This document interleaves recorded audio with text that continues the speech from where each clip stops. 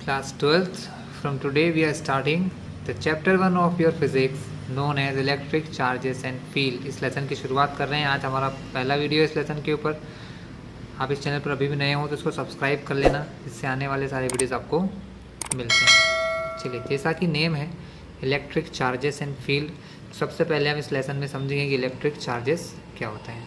Okay class, start करते हैं with electric charges. So electric charge क्या होता है स्टूडेंट, सबसे पहले ये समझते हैं। इलेक्ट्रिक चार्जेस या इलेक्ट्रिक चार्ज,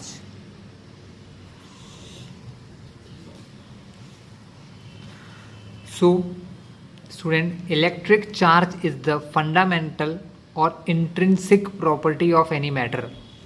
इलेक्ट्रिक चार्ज क्या है? इंट्रिंसिक प्रॉपर्टी होती है किसी मैटर की।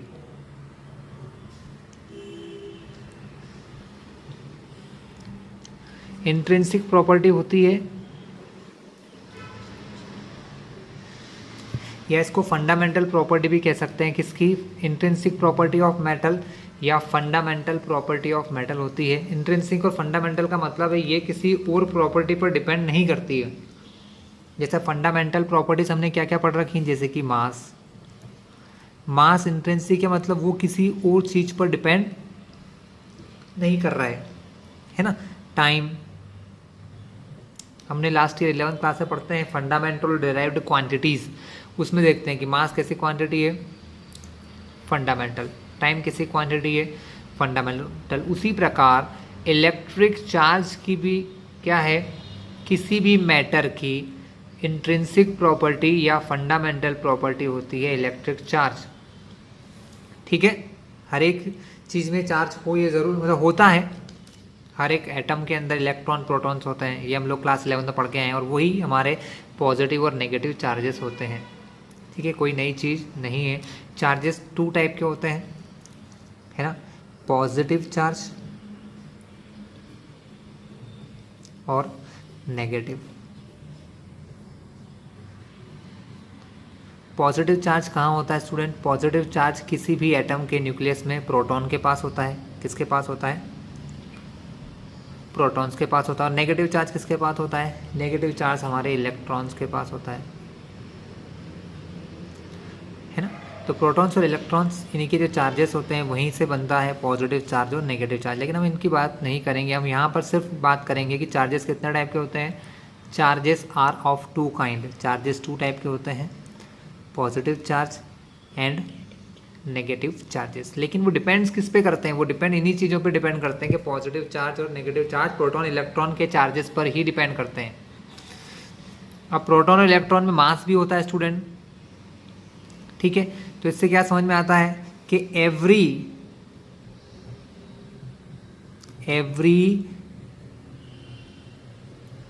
चार्ज्ड बॉडी, हर चार्ज्ड बॉडी जो होती है हैव मास, मतलब every charged body have mass.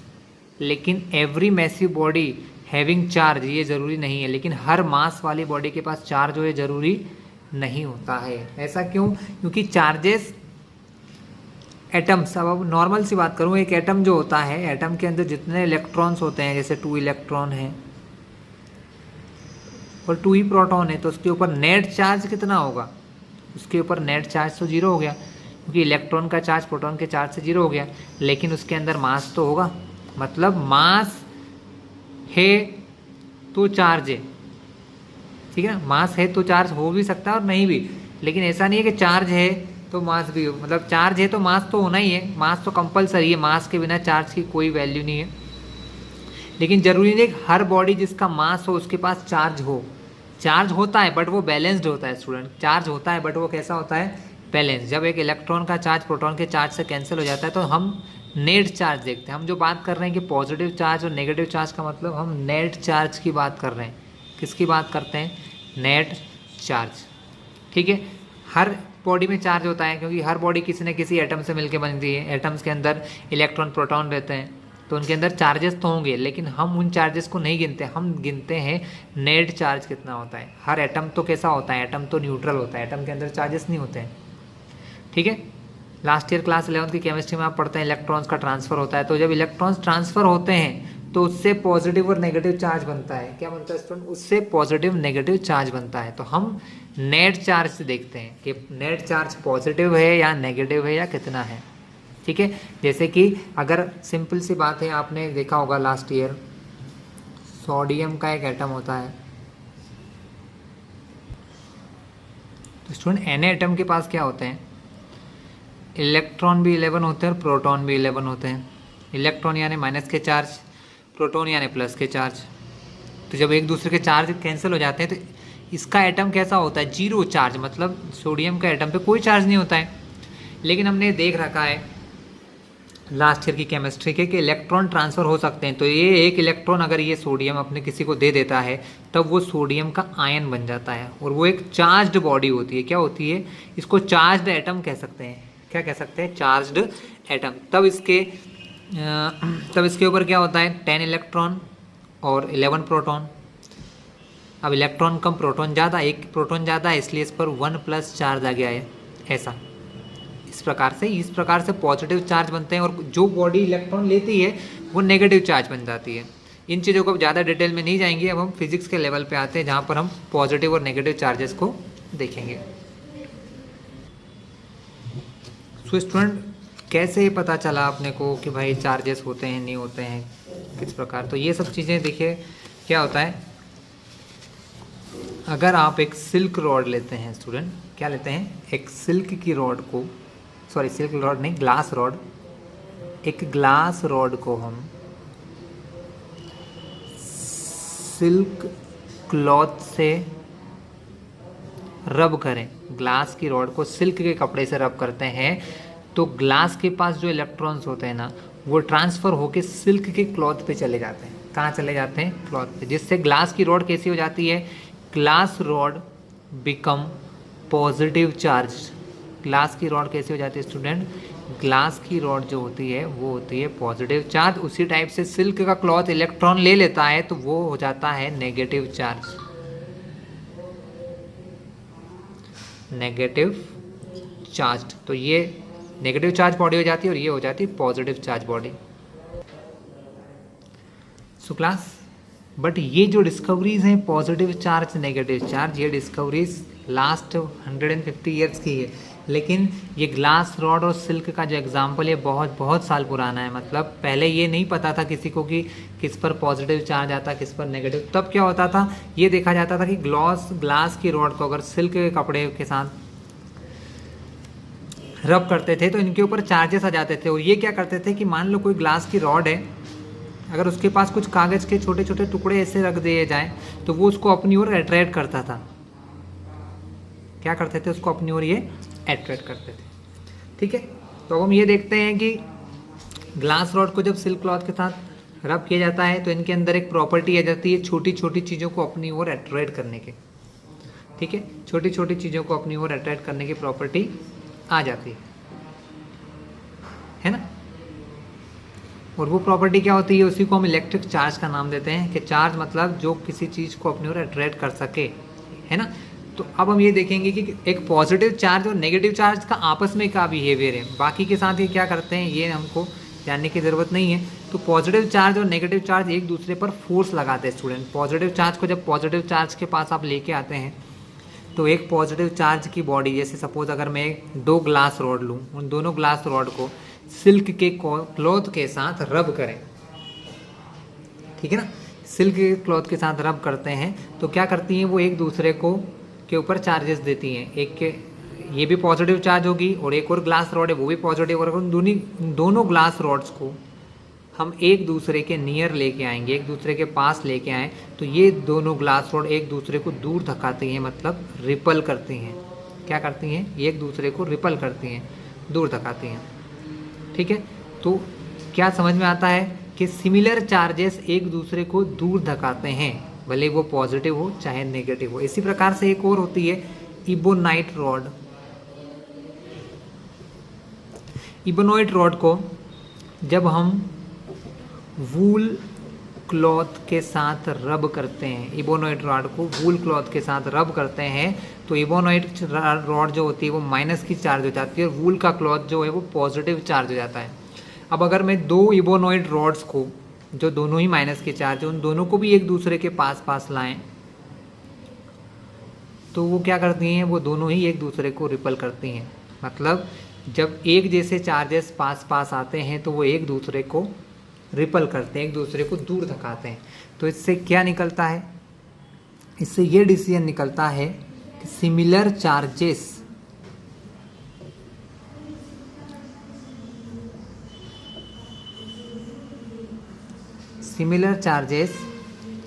Ripple each other, ripple each other मतलब वो एक दूसरे को दूर धकाते हैं, एक दूसरे को दूर धकाते हैं। और अगर सिमिलर चार्जेस एक दूसरे को दूर धकाते हैं तो अपोजिट चार्जेस एक दूसरे को अट्रैक्ट करते हैं। अब अगर मैं किसी इबोनॉइड रॉड के पास अगर ग्लास की रॉड लेके आऊँ तो इबोनॉइड रॉड कैसी होती है, माइनस की चार्ज होती है।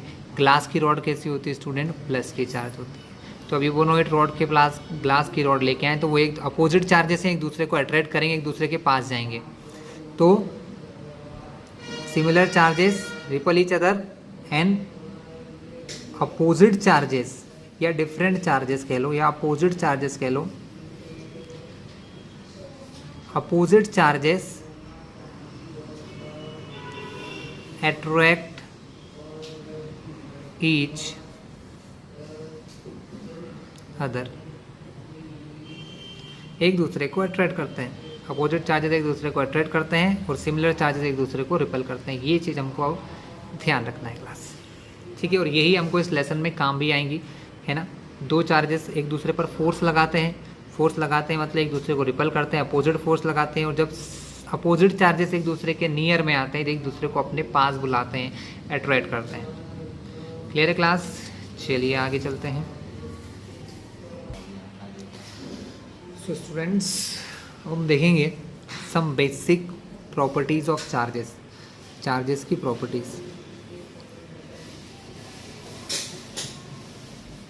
चार्जेस की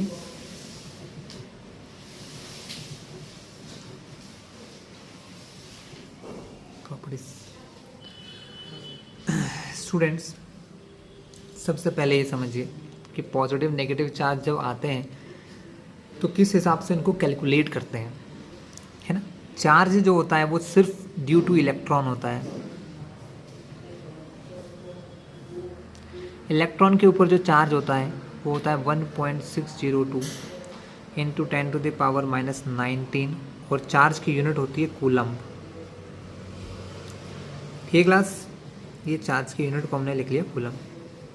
तो जब भी चार्ज मतलब इलेक्ट्रॉन ट्रांसफ़र होते हैं एक बॉडी से दूसरे में और एक कोई पॉजिटिव बनती है कोई नेगेटिव बनती है, तो डिपेंड करती है कि कितने इलेक्ट्रॉन्स ट्रांसफ़र हुए। इस टाइप से हम इसको कैलकुलेट करते हैं, ठीक है। यानी अगर हम चार्ज को देखें तो चार्ज का जो फॉर्मूला होता है बेसिकली वो होता है Q = NE।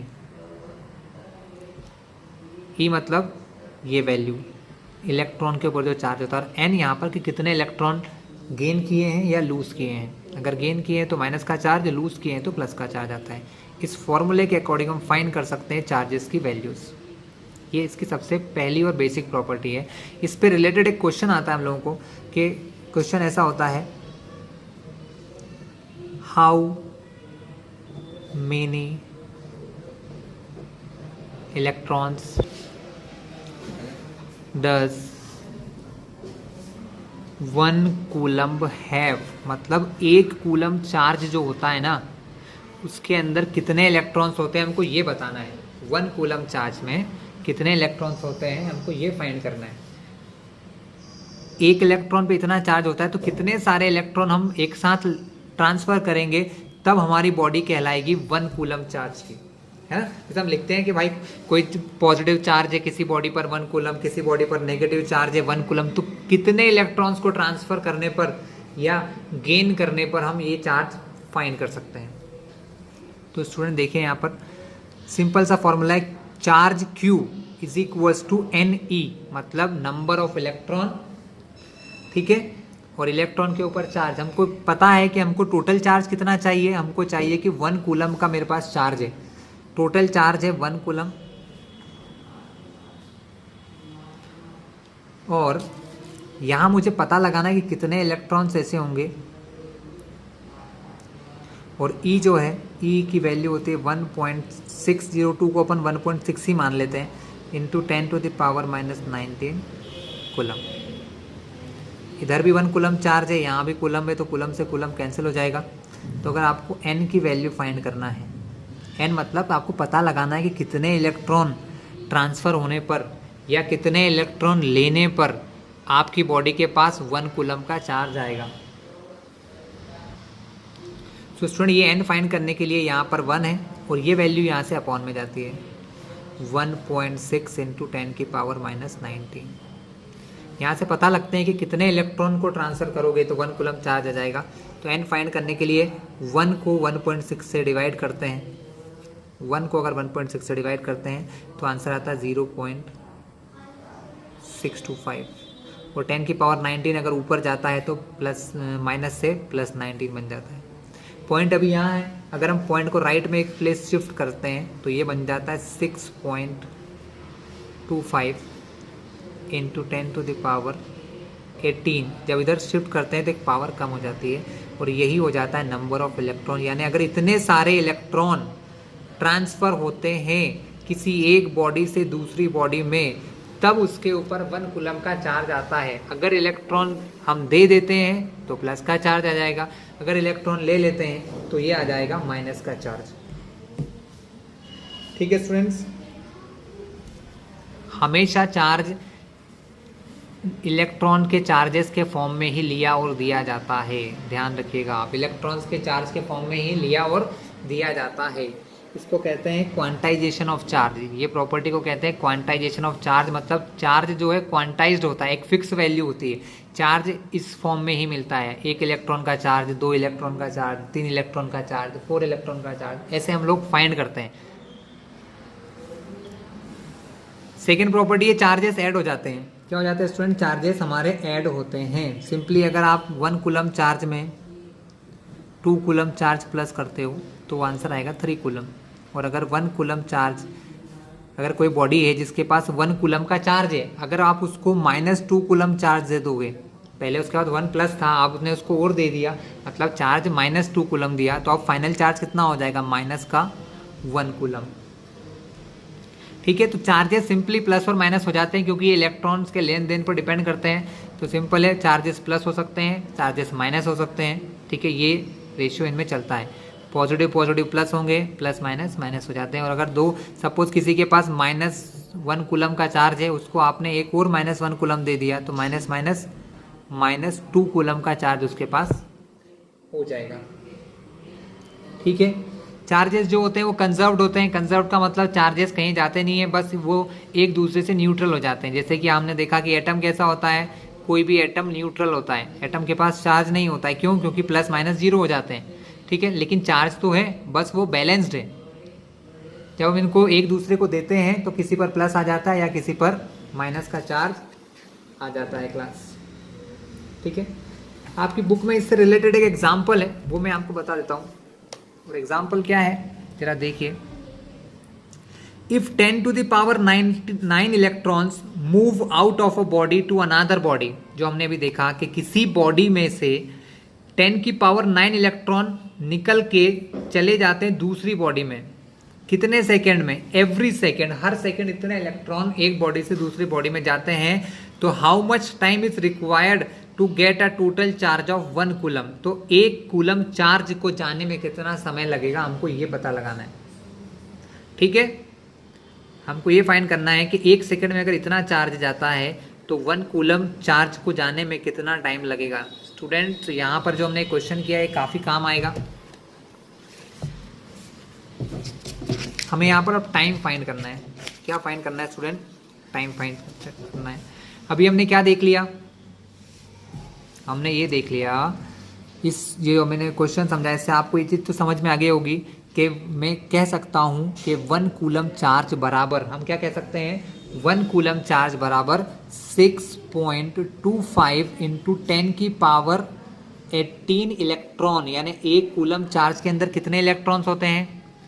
1 कूलम चार्ज में होते हैं 6.25 इंटू 10 की पावर 18 इलेक्ट्रॉन होते हैं। क्वेश्चन में उन्होंने बोला है कि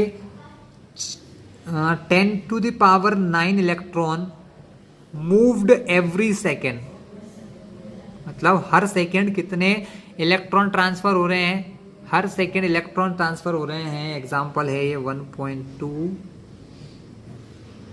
हर सेकेंड कितने इलेक्ट्रॉन ट्रांसफर हो रहे हैं? 10 की पावर 9। तो इतने सारे इलेक्ट्रॉन जाने में कितना टाइम लगेगा, हमको ये फाइंड करना है। तो ये तो नॉर्मल क्वेश्चन हो गया है ना, हमको टाइम फाइंड करना है। तो टोटल चार्ज कितना है? टोटल चार्ज मतलब टोटल इलेक्ट्रॉन कितने हैं? तो टोटल इलेक्ट्रॉन इतने हैं, हर सेकंड कितने इलेक्ट्रॉन जा रहे हैं? इतने। तो हमको फाइंड करना पड़ेगा यहाँ पर टाइम, और अपॉन में चार्ज्ड मूव्ड, चार्ज की जगह यहाँ पर इलेक्ट्रॉन लिख लेना आप लोग, इलेक्ट्रॉन मूव्ड एवरी सेकेंड, हर सेकेंड कितने इलेक्ट्रॉन मूव कर रहे हैं? तो टोटल चार्ज है 6.25 इंटू 10 की power 18। Charge move every second, कितने चार्ज जा रहे हैं? 10 की पावर 9 चार्ज हर सेकंड जा रहे हैं। पहले से सेकंड में इतने चले गए, फिर इतने चले गए, तो इतने टोटल इलेक्ट्रॉन को भेजने में कितना टाइम लगेगा? तो टोटल चार्ज मतलब टोटल इलेक्ट्रॉन को 1 सेकंड में जाने वाले इलेक्ट्रॉन से डिवाइड कर देंगे तो हमको पता लग जाएगा कितने सेकंड में टोटल चार्ज चला जाएगा। तो आंसर होगा स्टूडेंट 6.25, तो वैसे रहेगा, यहाँ 10 की पावर 18 है, अपॉन में 9 है, तो ये हो जाएगा 10 की पावर 18 माइनस 9। तो ये है वैल्यू हमारी 6.25 इंटू 10 की पावर 9 सेकेंड। इतने टाइम में टोटल 1 कूलम चार्ज पास हो जाएगा, अगर हर सेकेंड इतने इलेक्ट्रॉन जा रहे हैं तो। अगर इस टाइम को मैं आपको बुक में ही दिखा देता हूँ। अगर इस टाइम को देखिए 6.25 10 की पावर 9 है, अगर इस टाइम को ईयर में या साल में चेंज करो तो कितने साल लग जाएंगे आपको? 198 ईयर, 198 सालों में इतने इलेक्ट्रॉन पास होंगे स्टूडेंट्स। ठीक है, तो क्लास ये तो इजी सा क्वेश्चन था, हमने देख लिया है। नेक्स्ट एग्जाम्पल भी यहाँ पर है, how much positive and negative charge is there in a cup of water. बहुत अच्छा क्वेश्चन है। एक कप पानी है आपके पास, है ना, एक कप वाटर के अंदर कितना पॉजिटिव और नेगेटिव चार्ज होगा? तो स्टूडेंट्स एक थोड़ा सा अजम्पशन यहाँ हुआ है कि एक कप पानी, अब कप तो बहुत प्रकार के होते हैं, लेकिन हम ये मान के चलते हैं कि 1 कप जो पानी या वाटर, मतलब 1 कप के अंदर जो मैं वाटर लूँगा उसके अंदर 250 ग्राम क्या होंगे? 250 ग्राम वाटर होना चाहिए। कितना वाटर होना चाहिए? 250 ml या 250 ग्राम वाटर होगा, और इसके हिसाब से मैं आपको ये पूरा कैलकुलेशन बता देता हूँ।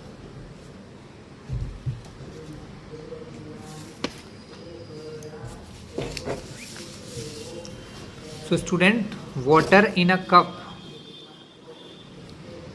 1.3 एग्जाम्पल अच्छा है।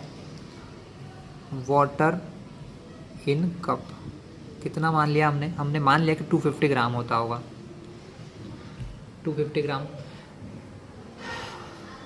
देखिए ये बहुत बड़ा अमाउंट है, तो हम यहाँ पर मोल का यूज़ करेंगे, है ना। क्लास 11 में पढ़ते हैं molar mass of water, molar mass of water पढ़ते हैं हम लोग के भैया। एक मोल में कितना ग्राम पानी आता है?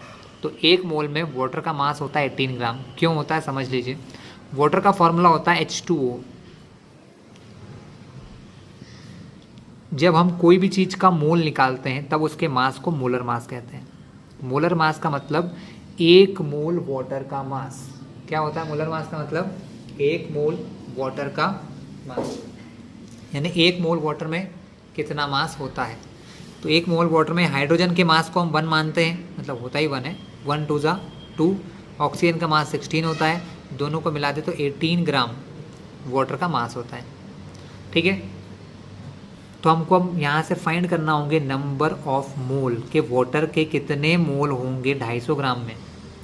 तो उसका फॉर्मूला होता है गिवन मास अपॉन में मोलर मास। गिवन मास हमारा दिया 250 ग्राम, मोलर मास दिया 18 ग्राम। कैंसिलिंग अगर करते हैं 2 से करो तो 125 अपॉन में 9, तो 125 अपॉन 9 मोल जो हैं वाटर के होंगे एक कप के अंदर 125 अपॉन 9 मोल होंगे। इसके अलावा स्टूडेंट अब यहाँ पर कितने मॉलिक्यूल होंगे? एक फॉर्मूला मोल का ये भी होता है, नंबर ऑफ मोल का एक फॉर्मूला होता है given number of molecule, given number of molecule. Molecule मतलब ये जो H2O लिखते हैं, ये H2O का एक मॉलिक्यूल होता है स्टूडेंट। इसके अंदर कितने इलेक्ट्रॉन प्रोटॉन है वो भी अभी मैं आपको समझाऊंगा। तो गिवन नंबर ऑफ मॉलिक्यूल, कितने मॉलिक्यूल होंगे अपॉन में एवोगैड्रो नंबर, आपने शायद सुना होगा। नंबर ऑफ मोल तो हमने निकाल लिए कितने, 125 अपॉन में 9। ये नंबर ऑफ मॉलिक्यूल मुझे फाइंड करना है कितने हैं। सपोज इसको मैंने x मान लिए। एवोगैड्रो नंबर होता है 6.022 इंटू 10 की पावर 23। ये क्लास 11th का है, शायद आप लोगों को आता होगा। ये अपॉन से यहाँ जाएगा मल्टीप्लाई होने, तो 125 इंटू 6.022 इंटू 10 की पावर 23 अपॉन 9। ये वैल्यू x की है। x क्या है यहाँ पर कि कितने मॉलिक्यूल हैं वाटर के, है ना, क्योंकि पहले हमने क्या निकाला है, पहले हमने मोल निकाले हैं। मोल से अब हम निकालेंगे कि कितने मॉलिक्यूल्स हैं, और मॉलिक्यूल से फिर निकालेंगे कि उसके अंदर कितने इलेक्ट्रॉन है और कितने प्रोटॉन है, और फिर उसके चार्ज का मल्टीप्लाई करके हमको पता चलेगा कि टोटल कितना चार्ज उसके अंदर है। तो हमने यहाँ पर मॉलिक्यूल निकालना है। अब थोड़ा सा कैलकुलेशन कर लेते हैं, डिवाइड कर लेते हैं। तो स्टूडेंट दोनों का मल्टीप्लाई कर किया जाए तो आंसर आता है 752.75 अपॉन में 9 है, और इसमें 10 की पावर 23 का मल्टीप्लिकेशन है। ये वैल्यू x। अगर इसको हम 9 से डिवाइड करते हैं तो वैल्यू आती है 83.6 into 10 to the power 23 x की वैल्यू, यानी इतने मॉलिक्यूल्स हैं यहाँ पर। अब